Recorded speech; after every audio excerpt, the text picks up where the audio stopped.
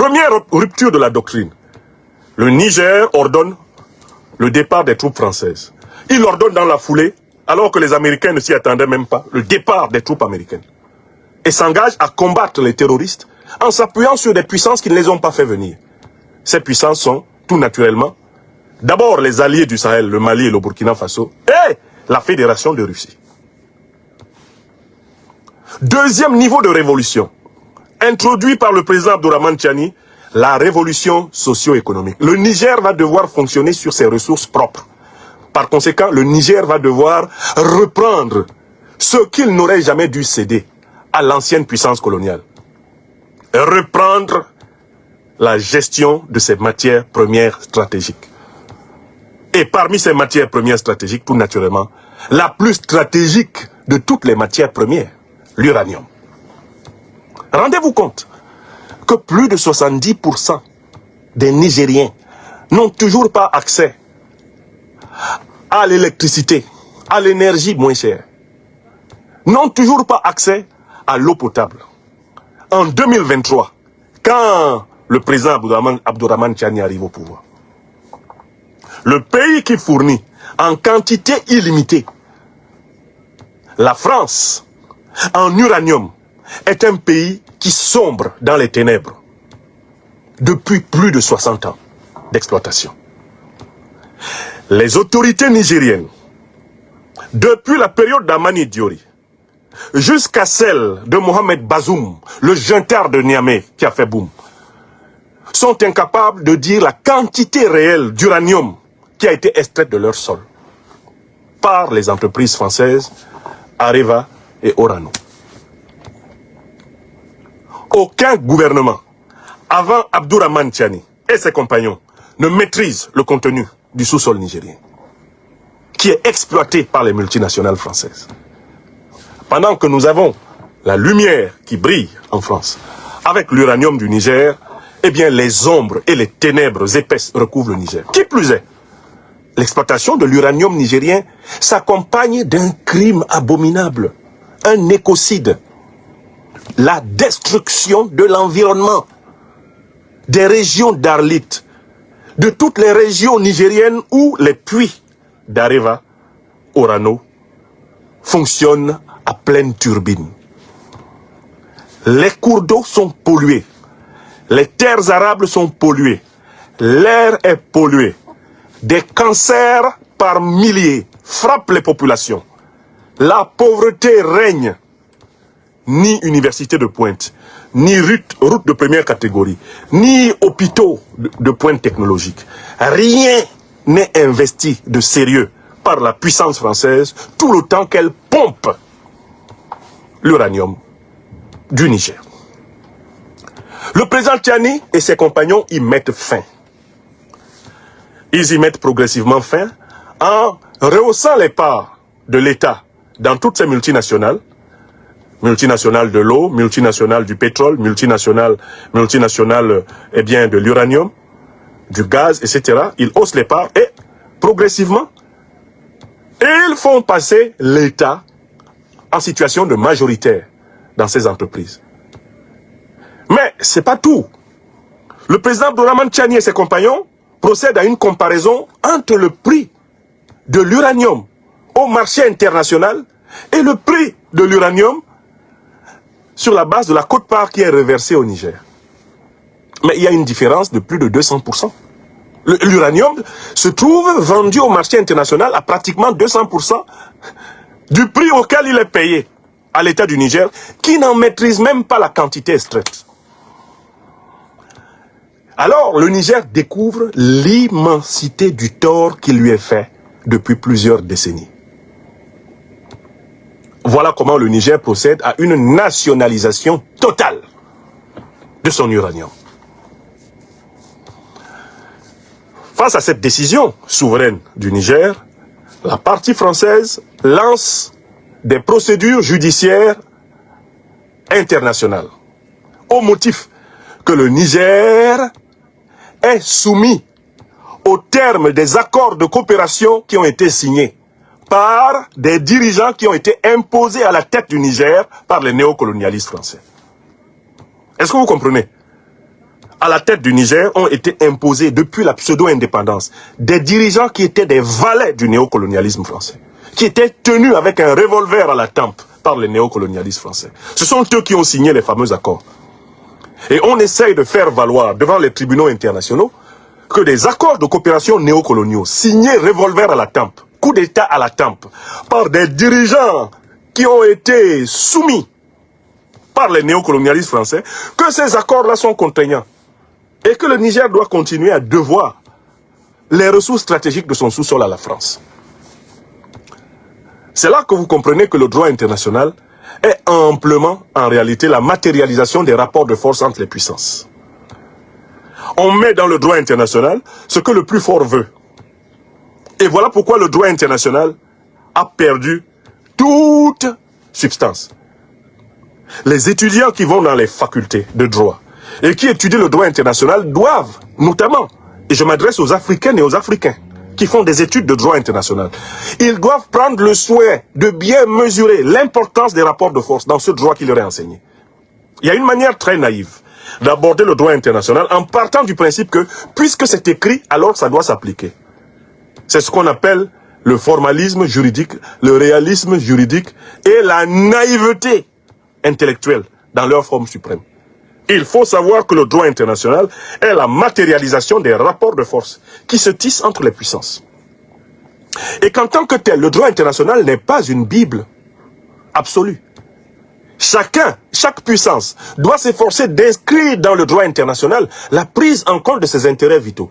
Dans la mesure où le droit international ne prend pas en compte nos intérêts vitaux, ce n'est pas notre droit international, c'est le droit international des dominants. Il y a une lutte des classes dans le droit international.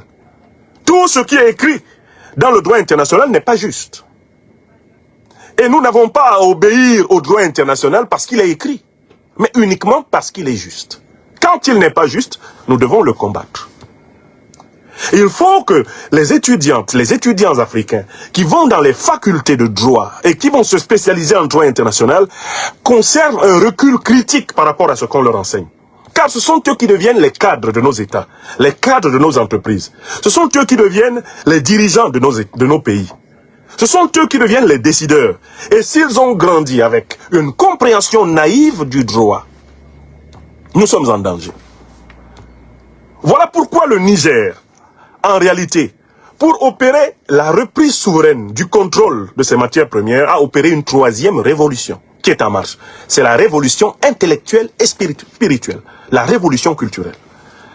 Les Nigériens et les Nigériennes, les Nigérois et les Nigériennes, sous le président Abdourahmane Tiani et ses compagnons du CNSP, ils ont appris qu'il faut revoir ce qu'on leur a enseigné. Et qu'il faut nettoyer leur esprit du poison, du racisme, du colonialisme, du néocolonialisme et de l'impérialisme, qui a souvent été présenté comme étant de la science, de la connaissance normale. Les Nigériens ont commencé à se débarrasser des mauvaises notions. Le Niger a commencé un processus d'hygiène mentale. Or, la moindre hygiène mentale sur cette question de l'uranium, elle consiste à se poser la question suivante. Doit-on considérer comme une décision juste de droit international un accord qui a été signé par des néocolonisés avec la puissance qui les néocolonise? Est-ce qu'un accord qui est signé par un chef d'État braqué avec un revolver à la tempe doit être reconnu par le peuple souverain?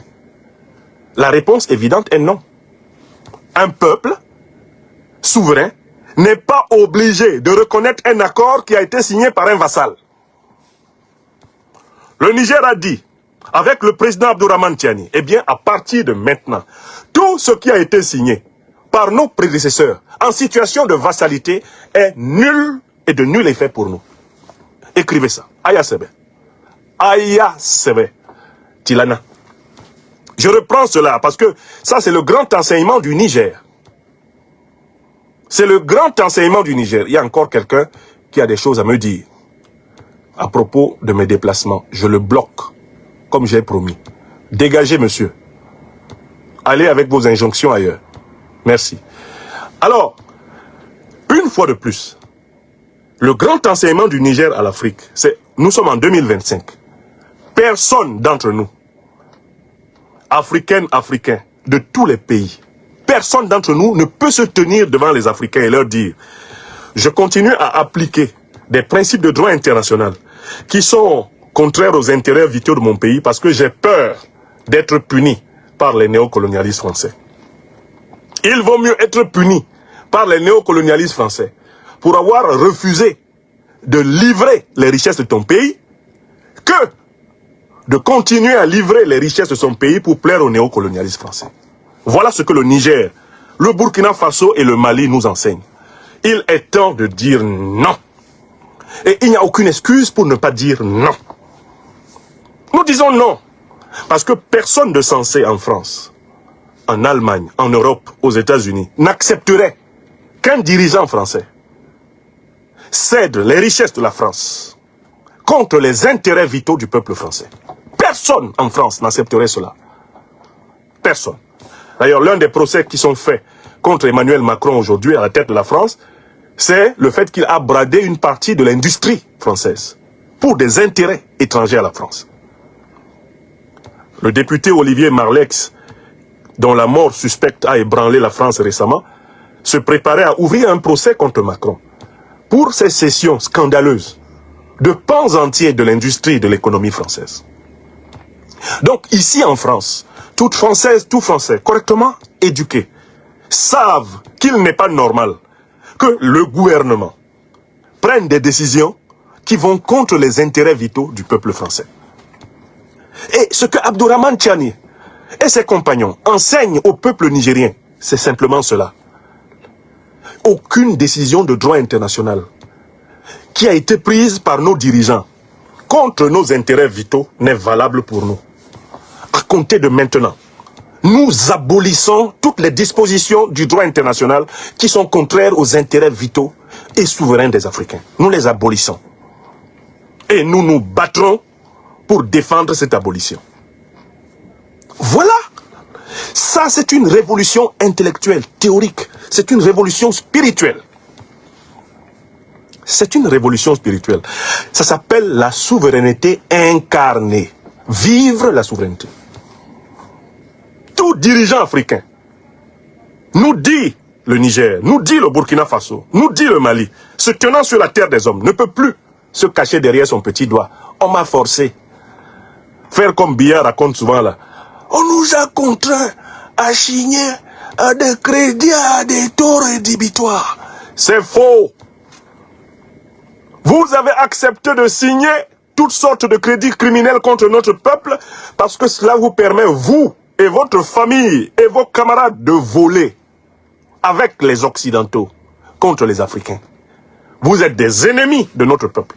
Tous ceux qui ont signé des choses contre les intérêts vitaux de notre peuple sont des ennemis de notre peuple. Voilà ce qu'enseigne la révolution sahélienne. Donc, c'est la restauration de la rectitude. La rectitude. Alors, qu'est-ce que ça donne? À partir du moment où la rectitude est restaurée et que le Niger est gouverné dans l'intérêt des Nigériens, à partir du moment où la devise du pays est la Boussanino, Zanchanka Sani à la Lady Non, devise qui signifie, quand il s'agit de l'intérêt du pays, rien ne peut prévaloir sur la souveraineté. Rien ne peut prévaloir sur notre bien commun. Mieux vaut mourir que trahir. Voilà ce que dit la devise. C'est cette doctrine qui est appliquée. Et vous savez ce que la doctrine a donné? Un renflouement spectaculaire des caisses de l'État nigérien. C'est du jamais vu. Rien qu'en appliquant cette doctrine, dans le domaine pétrolier, le Niger a banqué presque 500 millions de dollars, cash, payés par la Chine, sur son pétrole. Le Niger est aujourd'hui capable de soutenir le Mali en crise pétrolière artificiellement organisée par les terreaux-impérialistes. Le Niger envoie une centaine de camions-citernes remplis au Mali. Et ça ne fait même pas éternuer le Niger. Oui! Grâce à cette doctrine, les près de 1000 tonnes, un peu plus de 1000 tonnes d'uranium qui étaient stockées à Arlit, le Niger est en train de les commercialiser et va pouvoir banquer environ 300 millions de dollars. 300 millions de dollars au moins vont entrer pour les 1000 tonnes. C'est du jamais vu dans l'histoire de l'État nigérien. Et d'un État dans l'Afrique francophone issu du colonialisme français. ce taux de bancabilité sur les matières premières que le Niger est en train de déclencher, c'est du jamais vu. Aucun pays, en dehors des pays de l'AES là, le Mali, le Burkina et le Niger, aucun pays d'Afrique, ancienne colonie ou ancien territoire sous tutelle française, n'est parvenu à faire des rentrées aussi spectaculaires. Hein. Est-ce que vous mesurez la gravité de ce qu'ont commis nos prédécesseurs, nos aînés, nos parents, qui ont gouverné dans tous les pays africains et qui ont signé ces accords de coopération? Ces accords de coopération contre l'intérêt des peuples africains. Est-ce que vous imaginez le degré de criminalité de ces gens? Est-ce que vous vous rendez compte que quand on va faire l'audit de l'exploitation du sous-sol africain sous les dictateurs, quand ils seront tous tombés, et qu'on va faire l'audit, est-ce que vous vous rendez compte qu'on va déclencher, il y aura des deuils nationaux d'1 an. Il y a des pays qui vont pleurer pendant 1 an. Quand on va se rendre compte de ce qu'ils ont fait dans tous nos pays là, depuis les années 60, rien que depuis les années 60, est-ce que vous savez qu'on risque d'avoir un deuil continental, deuil national continental? Ils ont été d'une méchanceté. Ils sont d'une méchanceté absolue. Les Africaines et les Africains qui signent des accords de coopération avec les puissances coloniales contre les intérêts de leur propre population. C'est une méchanceté. Ils sont plus méchants que les colons. Ils sont plus méchants que les néocolonialistes. C'est-à-dire que quand toi-même tu t'assois et tu décides de sacrifier tes enfants, parce qu'en fait, ces gens-là pratiquent le culte de Moloch, la sacrification des enfants. Quand tu signes un accord qui permet à une puissance étrangère d'exploiter ton sous-sol pendant 75 ans sans te rendre compte, quand tu signes un accord qui dit que tu n'as pas le droit d'exploiter tes matières premières sans l'autorisation d'une puissance étrangère, ce que tu es en train de faire, c'est que tu es en train de vendre, pas simplement le pays, la terre, tu es en train de vendre les âmes que Dieu a confiées à cette terre, que Dieu a confiées à ton pays. Tu vends les générations. Et c'est ce qui explique les migrations sauvages, les gens qui viennent mourir dans le Sahara, les gens qui viennent se noyer dans la Méditerranée, parce qu'ils suivent le chemin de leurs matières premières volées. Ça, c'est la responsabilité des dictateurs africains, des satrapes reptiliens, des individus néocolonisés, qui ne sont pas capables de se rendre compte que la politique, au sens noble du terme, est le service du bien commun. Le service du bien commun. Si tu ne peux pas servir le bien commun, s'il te plaît, Africaine, Africain, ne fais pas de la politique. Il faut laisser, fais autre chose. Fais des affaires, fais des études pour faire des affaires, spécialiste, il y a tellement de métiers. Il faut laisser la politique si on ne veut pas servir le bien commun. Alors, c'est ce que le Niger a fait. Le Niger s'est contenté de reprendre en main ce qui appartient au Niger. Le Niger n'a pas arraché la tour Eiffel. Le Niger n'est pas venu démonter la ville de Bordeaux pour l'amener à Zender. Non! Le Niger ne s'est pas attaqué à la France, contrairement à l'impression que la presse française veut donner en décrivant la reprise en main du minerai nigérien par l'État nigérien. Le Niger s'est contenté de reprendre ce qui est à lui. Françaises, Français, mes chers compatriotes adoptifs, le Niger n'a pas spolié la France. Il était spolié par la France. Il a mis fin à la spoliation de la France. Il n'a rien pris à la France. Il s'est contenté de reprendre ce qui est à lui. Comment pouvez-vous laisser des journalistes d'État, payés avec nos impôts en France, décrire la reprise en main de l'uranium nigérien comme un attentat, un crime de lèse-majesté contre la France? Mais ça suffit. Monsieur Chirac, venez ici. Ça fait combien de temps que ça se passe comme ça? Monsieur Chirac, d'où vient l'argent que nous avons en France? Chirac, revenez ici. Les gens disent c'est lassant. Hein, on a déjà... Non, il faut réentendre ça. Monsieur Chirac, d'où vient l'argent que nous avons en France? Allez-y, dites-leur, monsieur Chirac. Oui, allez-y, parlez. D'où vient l'argent que nous avons en France? seulement une chose, c'est qu'une grande partie de l'argent qui est dans notre porte-monnaie vient précisément de l'exploitation depuis des siècles de l'Afrique. Pas uniquement, mais beaucoup vient de l'exploitation de l'Afrique. Alors, il faut avoir un petit peu de bon sens, je ne dis pas de générosité, de bon sens, de justice, pour rendre aux Africains ce qu'on leur a je pris. dirais, ce qu'on leur a pris, d'autant que c'est nécessaire si on veut éviter les pires convulsions ou difficultés avec les conséquences politiques que ça comporte dans le prochain avenir. Merci. Merci, M. Chirac. Vous pouvez retourner dans votre tombe. Le Niger s'est contenté de reprendre ce qui est à lui. Et la presse d'État française veut présenter cela comme un attentat contre la France, comme une atteinte aux intérêts français. On ose même parler d'intérêts français. L'uranium, à qui appartient-il? Diantre. Arlit, ce n'est pas la Dôme. Arlit, ce n'est pas le Pas-de-Calais. Arlit, ce n'est pas la Seine-Maritime. Arlit, ce n'est pas la Seine-Maritime. Les puits d'uranium, ils sont au Niger. Le Niger dit, ça suffit. Vous en avez assez pris. Ça suffit. Vous êtes sucré sur notre dos. Pendant trop de décennies, ça suffit. À la limite, c'est une occasion inouïe pour la France d'apprendre à vivre avec ses propres moyens. C'est une occasion inouïe pour la France de réformer son modèle économique et d'ajuster son niveau de vie à ses moyens réels. C'est une occasion pour la France de repenser sa relation au monde, de reconnaître ses torts, ses crimes. D'autant plus que, mais, quel est le continent qui a fait le plus de tort à l'humanité? On va donner la parole à un grand malfaiteur qui a eu lui aussi des moments de vérité. Monsieur Sarkozy, quel est le continent le plus sauvage et le plus barbare de l'histoire, selon vous? Nicolas Sarkozy, allons-y. Oui. Je vais vous dire une chose. Oui, monsieur Sarkozy. L'Europe, de tous les continents du monde, est le continent le plus brutal. C'est vrai. Où il y a eu les guerres les plus sauvages. C'est vrai. C'est pas l'Afrique, c'est pas l'Asie. Très bien. C'est l'Europe. Voilà. Et je vais vous dire autre chose. C'est pas au Moyen-Âge. Oui. C'est au XXe siècle. Mais bien sûr. Mais bien sûr. C'est en Europe qu'on a exterminé des Juifs. Ah, ça fait mal. C'est en Europe qu'on s'est battu. Ah.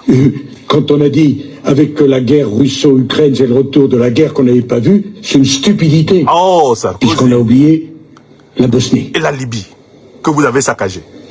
Si vous n'avez pas l'Union européenne, vous avez des affrontements considérables. Bon. Donc, comment peut-on se fâcher en France? Si on sait que la même mise de la France sur l'uranium du Niger a été faite par la guerre, par la barbarie, par la sauvagerie coloniale. Ce sont des colonnes militaires françaises qui ont soumis les Nigériens. Les Nigériens n'ont pas demandé aux Français de venir les soumettre par la guerre, de venir les ravager, les génocider.